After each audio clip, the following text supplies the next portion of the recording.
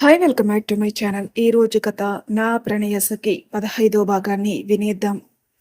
ఒకరి కౌగిల్లో ఒకరు ఉండిపోయి చుట్టూ ఉన్న వాళ్ళ గురించి మర్చిపోయారు. అక్కడే ఉన్న అరుణ గారు, కరుణ గారు, తార వాళ్ళిద్దరినీ చూస్తూ ఉన్నారు. వాళ్ళతో పాటు వంటగదిలో నుంచి మళ్ళీ కూడా చూస్తూ ఉంది, కానీ కళ్ళల్లో కోపాన్ని నింపుకుని. ఈలోపు సెక్యూరిటీ వాళ్ళ దగ్గర నుంచి ఫోన్ వచ్చింది నిఖిలేష్కి. సార్, ఎవరో సురేష్ కుమార్ అట, మిమ్మల్ని కలవాలి అంటున్నారు, గేటు దగ్గరున్నారు అని చెప్పాడు. ఆ ఫోన్ సౌండ్‌కి స్పృహలోకొచ్చిన ఇద్దరూ నిఖిలేష్ ఫోన్ మాట్లాడుతుంటే ప్రత్యూష వెళ్ళిపోబోయింది. కానీ వెళ్ళనివ్వకుండా చేయి పట్టుకున్నాడు నిఖిలేష్. ఇక అలాగే ఉండిపోయింది ప్రత్యూష. సురేష్ కుమార్ వచ్చాడు అని విని, ఇప్పుడు వీడెందుకొచ్చాడు అనుకుని, సరే పంపించు అన్నాడు. సరే అని పెట్టేశాడు సెక్యూరిటీ. తన చేతిలో ఉన్న ప్రత్యూష చెయ్యి వదిలాడు నిఖిలేష్. వెంటనే పక్కకి వెళ్తున్న ప్రత్యూష భుజం చుట్టూ చెయ్యేసి దగ్గరికి తీసుకుని హాల్లోకి నడిచాడు. ఒక కంట ప్రత్యూషను చూస్తూ కొంచెం సిగ్గు, ఇంకా ఏదో ఆనందం, ఇది అని చెప్పలేని భావం కనిపించాయి ప్రత్యూష కళ్ళలో నిఖిలేష్కి. కానీ అది తను దాయలేకపోతుందని కూడా అనిపించింది. కానీ ప్రత్యూష మాత్రం తలదించుకుని నడుస్తుంది అతనితో పాటు. తన వంక చూస్తున్నాడని తెలిసి ఇంకా తల కిందికి దించేసింది ప్రత్యూష. అలా తన వైపే చూస్తూ నడుస్తున్న నిఖిలేష్ ఏదో అడ్డు వచ్చి ఆగిపోయాడు. ఎదురుగా చూస్తే తార చేతులు కట్టుకొని నించునుంది. దారిలో ఉన్నావు ఏమిటే, తప్పుకో అన్నాడు నిఖిలేష్.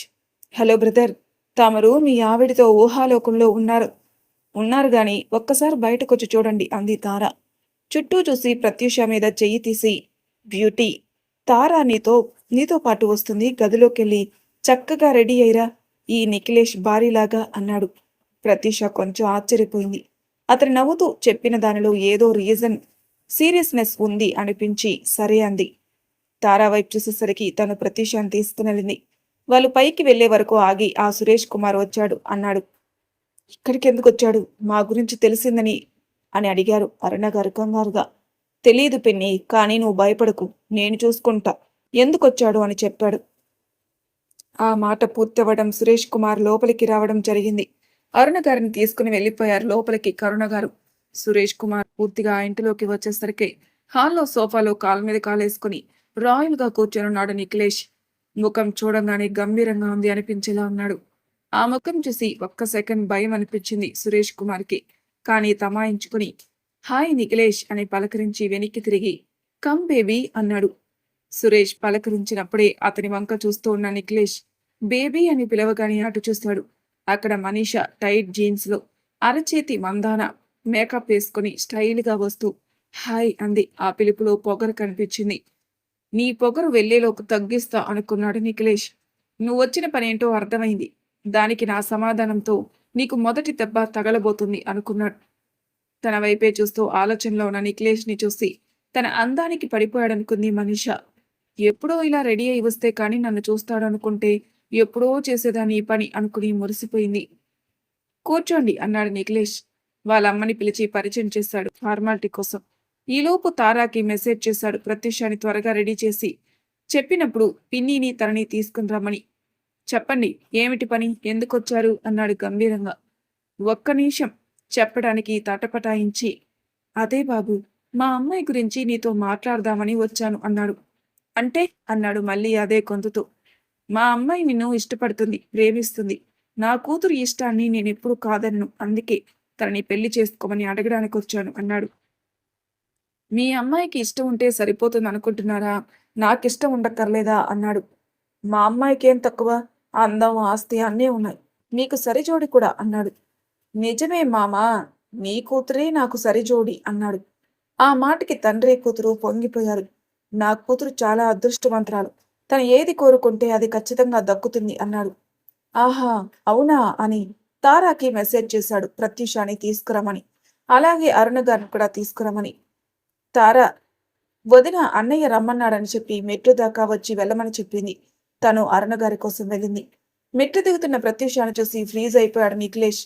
ఆమె అలా నడుచుకుంటూ వస్తుంటే మన బాబు గారికి సంథింగ్ అయి చుట్టూ ఏముందో ఎవరున్నారో కూడా పట్టించుకోకుండా అలానే చూస్తూ ఉండిపోయాడు. ఇక్కడ తండ్రి కూతురికి వెనకాల ఉండడం వల్ల ప్రత్యూష చూడలేదు వాళ్ళు. నిఖిలేష్ అలానే చూస్తుంటే తన వైపే చూస్తున్నాడు అనుకుని, ఎంతైనా పెద్దవాళ్ళంటే గౌరవం ఉంది అన్నమాట, ఈ పనేదో ముందే చేసుంటే బాగుండేది అని ఓ ఆలోచించుకుంటూ ఉంది. ఈలోపు అరుణ గారిని తీసుకువచ్చిన తార అక్కడ తన అన్నయ్య పరిస్థితి చూసి ముందు నవ్వొచ్చినా తమాయించుకుని అన్నయ్యకి కాల్ చేసింది. ఆ కాల్‌తో ఊహాలోకం నుంచి బయటకొచ్చి బ్యూటీ ఇటురా అన్నాడు. కిందకు దిగి వచ్చేసరికి అక్కడ ఎవరో కూర్చొనుండడం చూసి ఆగిపోయింది ప్రత్యూష. నిఖిలేష్ పిలిచింది విని తననే అనుకుని మనీషా సోఫాల నుంచి లెగిసి దగ్గరికి వెళ్ళబోయింది. ఈలోపు పక్క నుంచి ప్రత్యూష వెళ్ళింది మెల్లగా. అంతే. అప్పటి వరకు తను అనుకున్నది జరుగుతుంది అని పొంగిపోయి, మనీషా ఎలా అయినా ఈ సంబంధం కుదిరిపోయింది ఇక. నాకు బిజినెస్‌లో కానీ, పోలీసుల నుంచి కానీ తనకి అడ్డే లేదని హ్యాపీగా ఉన్న సురేష్ కుమార్ ఒక్కసారిగా ఏం జరుగుతుందో అర్థం కాలేదు. అదేంటి ఇప్పుడే మామ అన్నాడు, మళ్ళీ ఈ అమ్మాయి ఎవరు అని చూస్తూ ఉన్నాడు సురేష్ కుమార్. హ్మ్. దీన్ని ఇంట్లో పెట్టుకున్నాడా అని కోపంతో రగిలిపోయింది మనీషా. ఇటురా బ్యూటీ అని పిలిచి తన పక్కన కూర్చోబెట్టుకుని భుజం చుట్టూ చెయ్యేసి కూర్చున్నాడు. అది చూసి కళ్ళల్లో అగ్గిగోళాలు పెట్టుకున్నట్టు కోపంగా చూసింది మనీషా. ఇప్పుడు చెప్పండి మామా అన్నాడు. అక్కడ ఎవరికీ అర్థం కావడం లేదు ఇలా మాట్లాడుతున్నాడేంటి అని. అరుణ గారు, కరుణ గారు మాత్రం వాళ్ళిద్దరిని అలా పక్కపక్కన చూసి చాలా సంతోషించారు. అదే బాబు అన్నాడు సురేష్ కుమార్. ఇదిగో ఈ బ్యూటీ నా భార్య. తనని పక్కన పెట్టుకుని మళ్ళీ పెళ్లి ఎలా చేసుకుంటాను మామా అన్నాడు. సురేష్ కుమార్కి బుర్ర తిరిగిపోయింది. నా కూతుర్ని పెళ్లి చేసుకోను అంటున్నాడు, మళ్ళీ మామ అని పిలుస్తున్నాడు. వాడికి ఏమైనా మెంటలా, లేకపోతే నాకు మెంటల్ ఎక్కిస్తున్నాడా అనుకున్నాడు. సురేష్ కుమార్ మైండ్లో ప్రశ్నలు తనకి తెలిసినట్టు, నాకు మెంటల్ లేదు మామా, కానీ నేను చెప్పే విషయం వింటే నీకు మాత్రం ఖచ్చితంగా మెంటల్ వస్తుంది అన్నాడు నిఖిలేష్. అలా మైండ్ బ్లాంక్ అయినట్టు తెల్ల మొహం వేసుకుని చూస్తూ ఉండిపోయాడు సురేష్ కుమార్. మనీషకు మాత్రం కోపం పెరిగిపోయింది. ఏంటి, మంచిగా సంబంధం కలుపుకోవడానికి వస్తే ఇంత అవమానం చేస్తావా? అసలు ఏమీ స్టేటస్ లేని దాని ముందు మమ్మల్ని ఇంత చులకన చేస్తావా అని కోపంతో ఊగిపోయింది. ఏంటి స్టేటస్సా? అయితే నీ స్టేటస్ ఏంటి చెప్పు అన్నాడు. కొన్ని కోట్లకి వారసురాల్ని నేను, అందంలో గాని ఆస్తిలో కానీ, ఇదిగో దీనికి అని ప్రత్యూషాన్ని చూపించి, అసలు అందనంత ఎత్తులో ఉన్నాను అంది పొగురుగా. అంతే. ఒక్క నిమిషం ఏం జరిగిందో అర్థం కాలేదు. మానసాకి చూస్తే తండ్రి కాళ్ళ దగ్గర పడి ఉంది. సీన్ గుర్తు చేసుకుంటే ఫ్రాక్షన్ ఆఫ్ సెకండ్లో తన మాట పూర్తి కాకుండానే చెంప చెల్లిమనిపించాడు నిఖిలేష్. హౌ డేర్ యూ నా కూతుర్నే కొడతావా అన్నాడు సురేష్ కుమార్. నా భార్యని తక్కువ చేసి మాట్లాడుతుంటే చూస్తూ ఊరికినే మనిషిని అనుకున్నావా, చంపి పడేస్తా అన్నాడు గట్టిగా. దెబ్బకి అందరూ భయపడిపోయారు ఆ గొంతులోని బేస్కి. ప్రత్యూష కూడా భయపడింది ఆ గొంతు విని. ఆ భయంలోని నిఖిలేష్ అరచేయి పట్టుకుంది గట్టిగా. వెంటనే శాంతించి నథింగ్ బ్యూటీ అని తనని దగ్గరికి తీసుకుని కూర్చున్నాడు. ఏంటి, కోట్లకి వారసురాలు నువ్వా? నీ అసలు స్టేటస్ ఏంటో చెప్పనా? కేర్ ఆఫ్ ప్లాట్ఫామ్ అన్నాడు. వాట్ అంది ఇంకా కోపంగా. నీకిలా చెప్తే అర్థం కాదు గాని అని పిన్ని అని పిలిచాడు. అరుణ గారు వచ్చి నిఖిలేష్ పక్కన నించున్నారు. అక్కడ ఆవిని చూసిన అతను దేవి అంటూ పైకి లేచాడు సోఫాల నుంచి సురేష్ కుమార్. మనీషా కూడా షాక్ అయింది. ఇక్కడ ఒక విషయం చెప్పాలి. నీరజ్తో ప్రత్యూష పెళ్లి చేయడానికి అక్కడికి ఛాయాదేవి, నీరజ్ వచ్చారు కానీ సురేష్ కుమార్ రాలేదు. అందుకే ప్రత్యూష ఎలా ఉంటుందో అతనికి తెలియదు. అలాగే తన తండ్రికి ఇంకో భార్య ఉందని, తనకి ఒక కూతురు ఉందని, ఇప్పుడు వాళ్ళ ఆస్తి అంతా ఆ అమ్మాయిది అని మనీషాకి తెలుసు. కానీ ఆ బాబు బుద్ధులు ఉన్నది కనుక అసలు ప్రత్యూషని చూడకపోయినా ఎప్పటికైనా తనకి అడ్డమే అని అసూయ పెంచుకుంది మనీష. అందుకే వాళ్ళిద్దరికీ ప్రత్యూష ఎలా ఉంటుందో తెలీదు. దేవి గారు అంటే వీళ్ళు బంధించి తీసుకునొచ్చారు కాబట్టి తెలుసు. ఇదిగో మా పిన్ని సగం ఆస్తికి హక్కుదారు. ఇంకా ఇదిగో నా భార్య ఆస్తికి అసలు వారసురాలు, మా ప్రసన్న అత్తయ్య కూతురు అన్నాడు. ఇద్దరికి ఫ్యూజులు ఎగిరిపోయాయి. వాళ్ళని ఇక్కడ చూడడం ఒక ఎత్తు అయితే నిఖిలేష్కి బంధువులు అవడం ఒక ఎత్తు. అన్నిటికీ అన్న ముఖ్యం. ఆస్తి గురించి ఎవరికీ తెలియకుండా చేద్దామనుకుంటే అది తెలిసిపోయింది. వెంటనే సురేష్ కుమార్ ఆలోచించి మంచితనం, ప్రేమ కలిపి కొమ్మరించడానికి రెడీ అయి, అమ్మా చిట్టి, నువ్వు నా కూతురివి. ఇదిగో ఈ దేవి నిన్ను నా నుంచి దూరం చేసింది.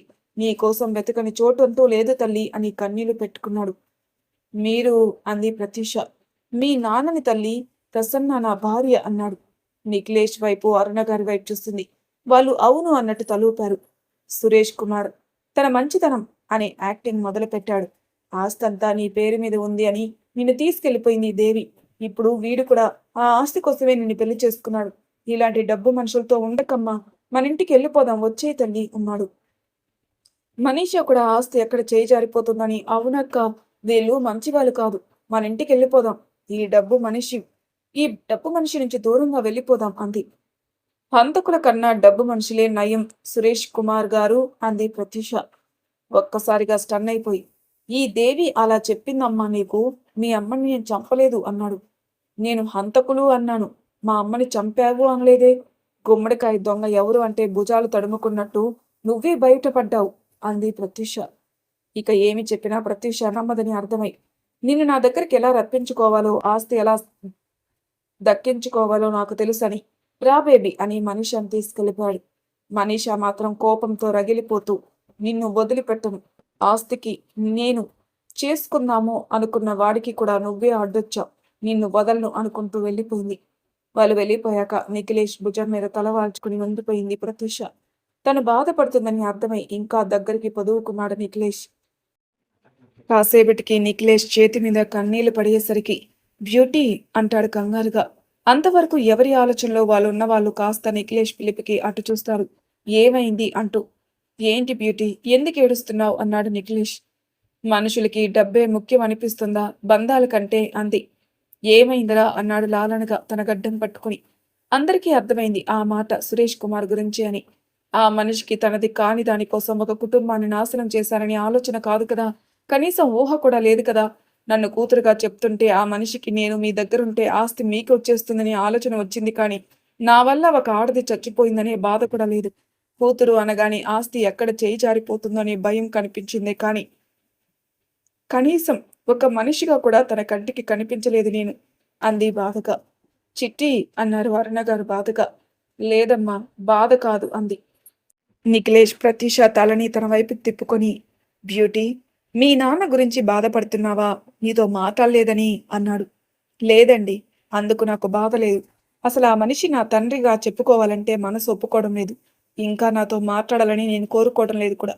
కానీ ఆ మనిషి కళ్ళల్లో డబ్బు గురించి ఆలోచన తప్పితే అసలు ఏమీ కనిపించడం లేదు అంది. బ్యూటీ, అతని విషయంలో నేను నిర్ణయం తీసుకునే ముందు నిన్ను అడగాలనుకున్నా అన్నాడు. వద్దండి, మీరిలా అనకండి. అతని విషయంలో మీరు ఏం చేసినా నాకు అభ్యంతరం లేదు అంది. సరే అయితే ఇంక ఎప్పుడు ఏ విషయం గురించి బాధపడకూడదు అన్నాడు. సరే అంది.